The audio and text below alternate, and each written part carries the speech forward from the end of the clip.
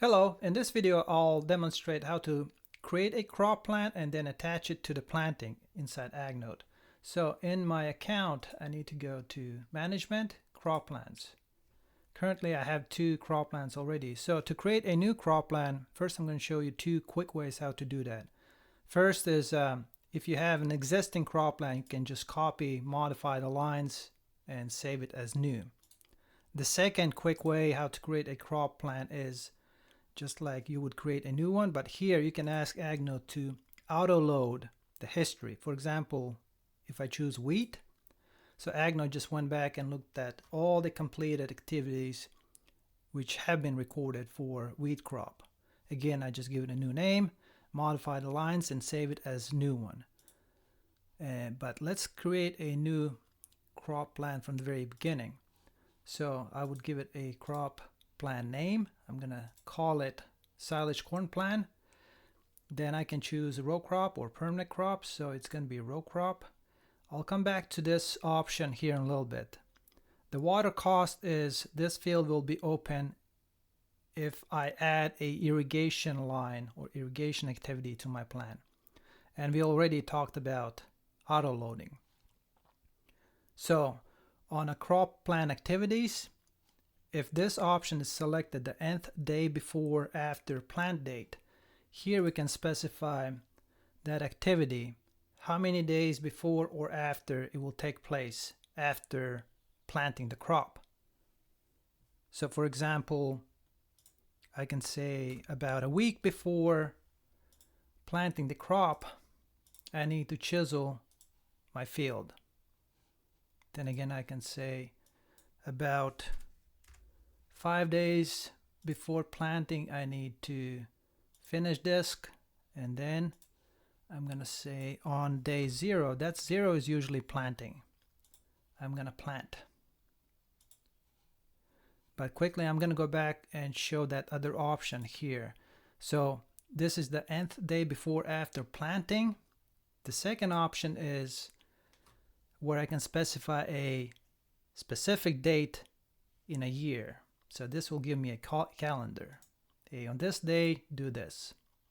This option is more useful for, and I believe, yeah, if I choose a permanent crop, that's the only option available. So, but anyways, that's how you would create a new one. Since I have two already, I'm just going to use them to attach them to the plantings. Normally, you would attach a crop plant to the plantings which have not been planted yet, or in case of permanent crops, that would be early in the season or right before the new season starts. Therefore, here on our row crops page, I'm going to add a few new plantings for the next as a next crop. So to do that, I need to go to batch add next planting. I'm going to select a few fields, 1, 2, 3, and 4. I'm going to plant corn, and it's going to be this variety, and save. So AgNote is going to add new plantings, and now I can attach plant to those plantings. We are still in planning stage, and to do that I go to assign crop plant. Here I select I want to assign that crop plant for next plantings. Then again I'm going to select those fields to which I want to assign, and I'm going to choose as well, that's the only one, test plan, and assign. At first glance, it looks like nothing happened, but if I click on one of these trackers for the field, there are quite a few tasks planned. Now they have planned date. You might be wondering, where did that planned date came from? So the planned date came from AgNote estimated based on a history when corn is planted. So if I mark this field as planted, I'm just going to choose today's date, and now go back and look at those tasks. I don't know if you remember the dates, but they all changed, and now they are according to that plant date. And AgNote even marked the first plant task as completed. One way to check what has been planned is by clicking on these trackers and looking it up that way, but that just wouldn't be practical. We need a way to see all planned tasks or activities in one place. And we can do that, but first we need to mark the plantings as planned, otherwise the planned activities will not show up on that report. And now we can look up those activities through a report. So let's go up to the reports and planned activities. We want to download from all for next 30 days. And now we can look it up in a spreadsheet. And here on the spreadsheet, we can see all the planned activities for next 30 days. So we can see what's need to be done this week, what needs to be done next week, and so on. The other way to see all the activities in one place is by emailing this report to ourselves, or we can also schedule this report to be emailed to us on our schedule, for example, every Monday.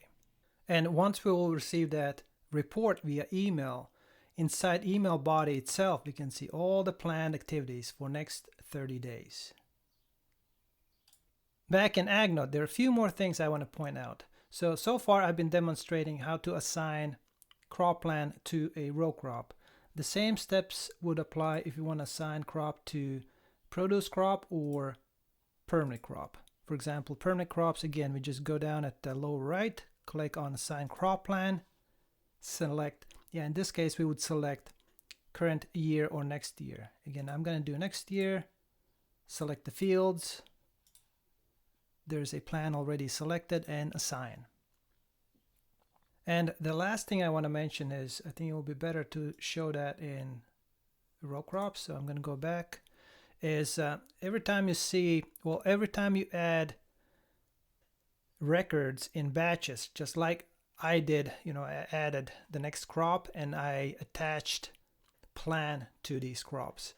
You'll see this undo tab. So if you just realize that, no, hey, I didn't mean to attach that plan, what you can do, just click on it and undo.